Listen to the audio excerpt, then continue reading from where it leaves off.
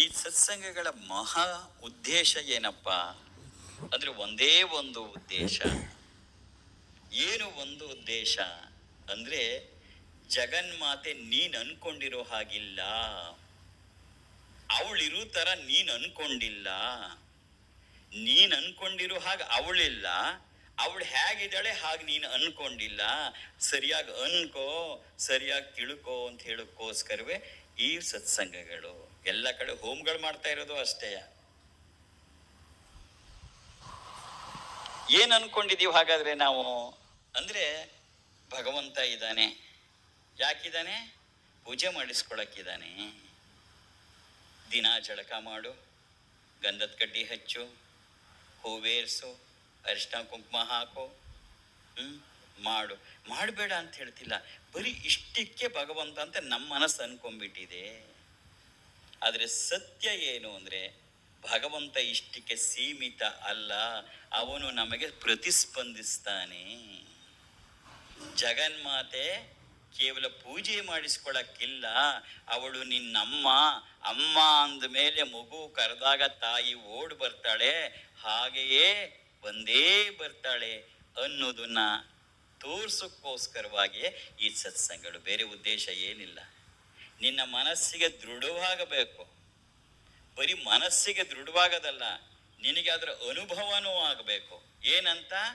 ಜಗನ್ಮಾತೆ ಬೇರೆ ಯಾರೂ ಅಲ್ಲ, ಅವಳು ನನ್ನಮ್ಮ. ಯಾವಾಗಲೂ ನನ್ನ ಜೊತೆ ಇರ್ತಾಳೆ. ನನ್ನ ಕಣ್ಣೀರು ಅವಳಿಗೆ ಕಾಣತ್ತೆ, ನನ್ನ ವ್ಯಥೆ ಅವಳಿಗೆ ಗೊತ್ತಾಗತ್ತೆ, ನನ್ನ ನೋವು ಸಂಕಟಕ್ಕೆ ಅವಳು ಸ್ಪಂದಿಸ್ತಾಳೆ. ಯಾಕೆ ಅಂದರೆ ಅವಳು ನನ್ನಮ್ಮ ಅನ್ನೋದು ನಿನಗೆ ಅನುಭವಕ್ಕೂ ಬರಬೇಕು. ಆಗ ಮಾತ್ರವೇ ಅದರ ಉದ್ದೇಶ ಸಫಲವಾಗತ್ತೆ. ಇದು ಸತ್ಸಂಗದ ಪ್ರಮುಖವಾದ ಉದ್ದೇಶ ಇದೆ. ನೀನು ಅನ್ಕೊಂಡಿರೋ ಹಾಗಲ್ಲಮ್ಮ, ಅವಳಿರುವುದೇ ಬೇರೆ ಥರ. ನೀನು ಯಾಕೆ ಹೀಗೆ ಅನ್ಕೊಂಡ್ಬಿಟ್ಟಿದೆಯೇ? ಅವಳು ನಿನ್ನಮ್ಮ, ಅದು ಗೊತ್ತಾಗಬೇಕು. ಅದು ನಿನಗೆ ಅನುಭವ ಆಗಬೇಕು. ಅನುಭವ ಆಗೋದು ಅಂದ್ರೇನು? ಕಣ್ಣು ಮುಚ್ಕೊಂಡು ಕೂತ್ಕೊಂಡಾಗ ಏನೇನೋ ಆಗತ್ತಲ್ಲ, ಅದಲ್ಲ ಅನುಭವ. ಜಗತ್ತೆಲ್ಲ ಕೈ ಬಿಟ್ಟು ಇನ್ನೇನು ಸಾಧ್ಯವೇ ಇಲ್ಲ ಅನ್ನುವ ಸ್ಥಿತಿಯಲ್ಲಿ ಆ ಜಗನ್ಮಾತೆ ಬಂದು ಕೈ ಹಿಡಿದು ಎತ್ತಿ, ಕಂದ ಅಳಬೇಡ, ನಿನ್ನ ಜೊತೆ ನಾನಿದ್ದೀನಿ ಅಂತ ಎತ್ಕೋತಾಳಲ್ಲ, ಅದು ಅನುಭವ. ಆ ಅನುಭವ ಆಗಬೇಕು. ಅನೇಕ ಸಮಯದಲ್ಲಿ ನಮಗಾಗೋಯ್ತು, ಇನ್ನೇನು ಗತಿಯೇ ಇಲ್ಲ ಅನ್ನುವ ಸ್ಥಿತಿ ಬಂದುಬಿಡತ್ತೆ, ಎಲ್ರಿಗೂ ಬರುತ್ತೆ. ಆ ಸ್ಥಿತಿಯಲ್ಲಿ ಅವಳು ಬಂದು ಕೈ ಹಿಡಿದು ಎತ್ಕೋತಾಳಲ್ಲ, ಆವಾಗ ಗೊತ್ತಾಗತ್ತೆ ಅವಳು ಯಾರು ಅಂತ. ಅವಳು ಯಾರು ಅಂತ ಗೊತ್ತಾಗತ್ತೆ?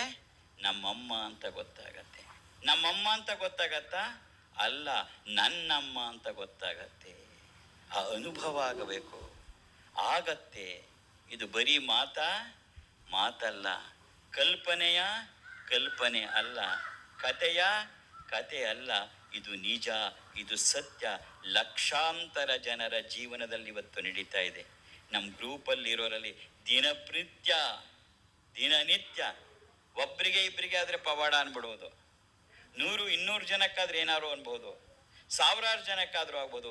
ಲಕ್ಷಾಂತರ ಜನರ ಅನುಭವ, ಹೌದು ಅವಳಿದ್ದಾಳೆ, ನನಗೆ ಹೀಗಾಯ್ತು, ನನಗೆ ಹಾಗಾಯ್ತು.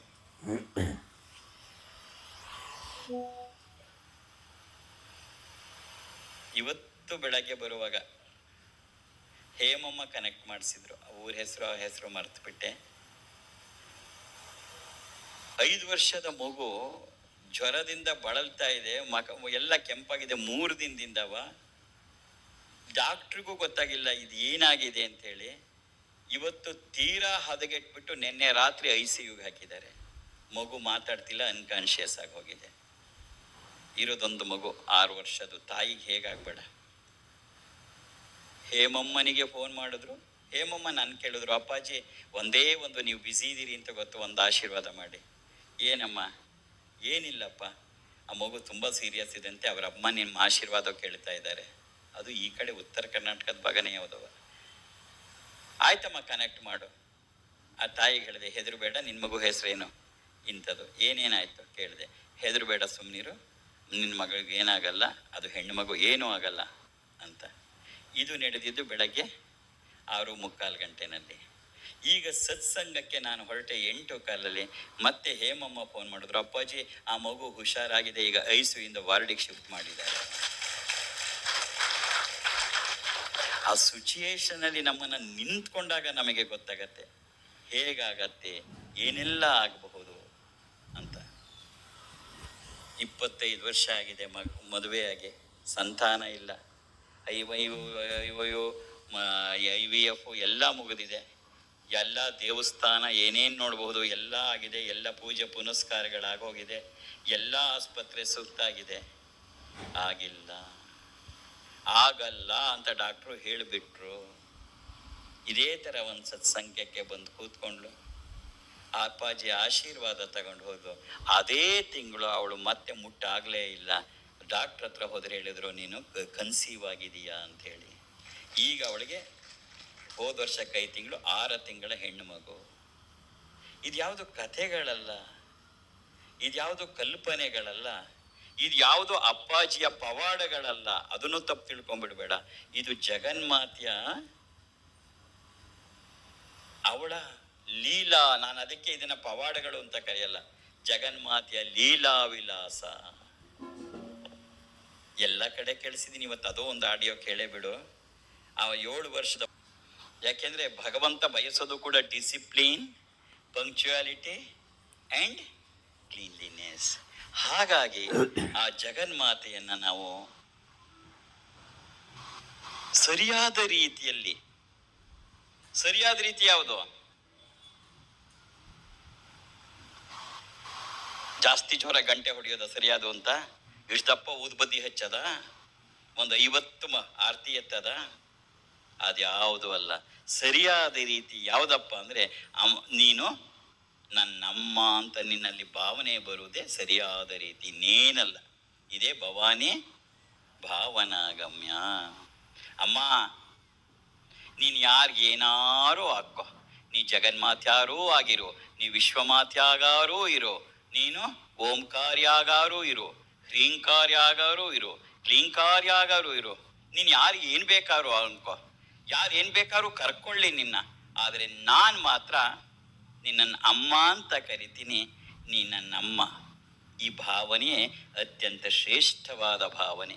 ಇದನ್ನು ನಮಗೆ ಕೊಟ್ಟವರು ಯಾರಪ್ಪ ಅಂದರೆ, ನಮ್ಮ ಗುರುಗಳಾದ ಪರಮ ಪೂಜ್ಯ ವಿರಜಾನಂದ ಸರಸ್ವತಿ ಮಹಾರಾಜರು ನಮಗೆ ತೋರಿಸಿದ್ದು 3 ಜನನ.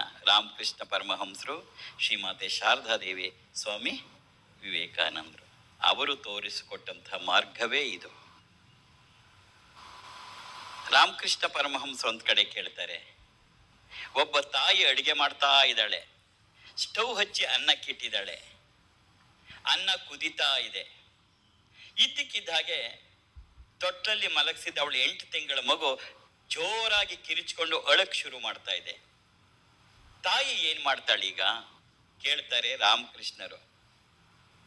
ಅಯ್ಯೋ, ಮಗು ಹತ್ರ ಅಳ್ತಾ ಇರ್ಲಿ ಅಂಥೇಳಿ ಅನ್ನ ಆಗೋವರೆಗೂ ಕಾದಿದ್ದು ಸ್ಟವ್ ಆಫ್ ಮಾಡಿ ಪ್ಲೇಟ್ ಮುಚ್ಚಿ ಹೋಗಿ ಮಗು ಎತ್ಕೋತಾಳ, ಅಥವಾ ಮಗು ಜೋರಾಗಿ ಅಳ್ತಾ ಇದೆ ಅಂತ ಗೊತ್ತಾದ ತಕ್ಷಣ ಅನ್ನ ಏನಾಯ್ತು ಅಂತಲೂ ನೋಡದೆ ಸ್ಟವ್ ಆಫ್ ಮಾಡಿ ಹೋಗಿ ಮಗು ಎತ್ಕೋತಾಳ ಅಂತ ಕೇಳ್ತಾರೆ ರಾಮಕೃಷ್ಣ ಪರಮಹಂಸರು. ನನ್ನನ್ನಲ್ಲ, ನಿನ್ನನ್ನ ಏನ್ ಮಾಡ್ತೀಯ ನೀನು? ಏನ್ ಮಾಡ್ತೀಯ? ಅಪ್ಪಾಜಿ ನಂಗೆ ಇನ್ನೂ ಮದುವೆ ಆಗಿಲ್ಲ ಅನ್ಬೇಡ, ಏನ್ ಮಾಡ್ತೀಯ? ಪ್ರತಿಯೊಬ್ಬ ತಾಯಿಯು, ಒಬ್ಬ ಸಾಮಾನ್ಯ ತಾಯಿ ಕೂಡ ಏನ್ ಮಾಡ್ತಾಳೆ ಅಂದ್ರೆ, ಮಗು ಅಳುತ್ತಿದೆ ಅಂದಾಗ ಅನ್ನ ಏನಾಯ್ತು ಅಂತ ನೋಡಲ್ಲ, ಸ್ಟವ್ ಆಫ್ ಮಾಡಿ ಹೋಗಿ ಮಗು ಎತ್ಕೋತಾಳೆ. ಅವಳೇ ನಿಜವಾದ ತಾಯಿ. ಒಬ್ಬ ಸಾಮಾನ್ಯ ತಾಯಿ ಹೀಗೆ ಮಾಡ್ತಾಳೆ. ಒಬ್ಬ ಸಾಮಾನ್ಯ ತಾಯಿ ಹೀಗೆ ಮಾಡುವಾಗ ನಾವು ಜಗನ್ಮಾತೆಯನ್ನ ಅಮ್ಮ ಅಂತ ಕರಿತೀವಲ್ಲ, ಅವಳನ್ನ ನಮ್ಮ ತಾನೆ. ಹಾಗಾದ್ರೆ ನಮ್ಮ ಕಣ್ಣೀರು ಅವಳಿಗೆ ಕಾಣಲ್ವಾ? ನಮ್ಮ ನೋವು ಗೊತ್ತಾಗಲ್ವಾ? ನಮ್ಮ ಸಂಕಟ ವ್ಯಥೆ ಅವಳಿಗೇನು ಅನ್ಸುವುದೇ ಇಲ್ವಾ? ಅಯ್ಯೋ, ಇದ್ರ ಪ್ರಾರಬ್ಧ ಕರ್ಮ ಅನುಭವಿಸ್ಕೊಳ್ಳಿ ಅಂತ ಎಲ್ಲೋ ತಿರಿಕೊಂಡು ನಿಂತಿರ್ತಾಳ. ಒಂದು ವೇಳೆ ಅವಳು ಹಾಗೆ ಮಾಡಿದ್ದೇ ಆದ್ರೆ, ಅಂದ್ರೆ ನನ್ನನ್ನ ಕಣ್ಣೀರು ಅವಳಿಗೆ ಕಾಣಿಸ್ತಾ ಇದ್ರೆ, ನನ್ನ ನೋವು ಅವಳಿಗೆ ಗೊತ್ತಾಗದೇ ಇದ್ರೆ, ಯಾರ ಜಗನ್ಮಾತೆಯನ್ನ ನನ್ನ ಅಮ್ಮ ಅಂತ ಕರಿತೀನಿ ಅವಳಿಗೆ ನನ್ನ ನೋವು, ನನ್ನ ಸಂಕಟ ಅರ್ಥ ಆಗದೆ ಇದ್ರೆ ನಾನು ಅವಳನ್ನ ಯಾಕೆ ಅಮ್ಮ ಅಂತ ಕರೀಲಿ? ಅವಳು ಹೇಗಾಗ್ತಾಳೆ ನನ್ನಮ್ಮ? ಕೇಳ್ತಾರೆ ರಾಮಕೃಷ್ಣರು. ತಕ್ಷಣ ಉತ್ತರ ಕೊಡ್ತಾರೆ, ಇಲ್ಲ ಇಲ್ಲ ಇಲ್ಲ ಇಲ್ಲ, ಹಾಗಾಗಕ್ಕೆ ಸಾಧ್ಯವೇ ಇಲ್ಲ. ಈ ದೇಹವನ್ನ ಕೊಟ್ಟಂತ ತಾಯಿ ಈ ಜನ್ಮಕ್ಕೆ ಮಾತ್ರ ತಾಯಿ. ಜಗನ್ಮಾತೆ ನನ್ನ ಜನ್ಮ ಜನ್ಮಾಂತರದ ತಾಯಿ. ಅವಳಿಗೆ ನನ್ನ ಕಷ್ಟ ಗೊತ್ತಾಗತ್ತೆ, ನನ್ನ ಸಂಕಟದ ಅರಿವಾಗತ್ತೆ, ನನ್ನ ನೋವು ಅವಳಿಗೆ ಗೊತ್ತಾಗತ್ತೆ, ನನ್ನ ಕಣ್ಣೀರು ಅವಳಿಗೆ ಕಾಣತ್ತೆ. ಮಗು ಅಂತ ಹೇಗೆ ತಾಯಿ ಓಡಿ ಬರ್ತಾಳೆ ತೊಟ್ಲ ಹತ್ರ, ಹಾಗೆ ಜಗನ್ಮಾತೆ ನನ್ನ ಬಳಿಗೆ ಒಂದೇ ಬರ್ತಾಳೆ, ಕೈ ಹಿಡಿದು ಎತ್ತು ನನ್ನನ್ನ ಕರ್ಕೋತಾಳೆ. ಇದನ್ನ ಕೊಟ್ಟವರು ಜಗತ್ತಿಗೆ ರಾಮಕೃಷ್ಣ ಪರಮಹಂಸರು. ಅದರ ಸತ್ಯವನ್ನ ತಿಳಿಸೋಕ್ಕೋಸ್ಕರವೇ ಈ ಸತ್ಸಂಗಗಳು. ಮಗು, ಇದು ನಿನಗೆ ಅರ್ಥ ಆಗಬೇಕು. ಭಾಷಣ ಮಾಡುದ್ರಲ್ಲ ಅರ್ಥ ಆಗೋದು, ಇನ್ನೊಬ್ಬರ ಕಥೆಯನ್ನ ಕೇಳಿದ್ರಲ್ಲ ಅರ್ಥ ಆಗೋದು. ನಮಗೆ ಆ ಸ್ವತಃ ಅನುಭವ ಆಗ್ಬೇಕು. ಆಗ ಗೊತ್ತಾಗತ್ತೆ ಅವಳು ಯಾರು, ಅವಳೆಂತ ಅಮ್ಮ, ನನ್ನಮ್ಮ ಎಂತವಳು ಅಂತ ಗೊತ್ತಾಗದು. ಆಗ ಮಾತ್ರವೇ.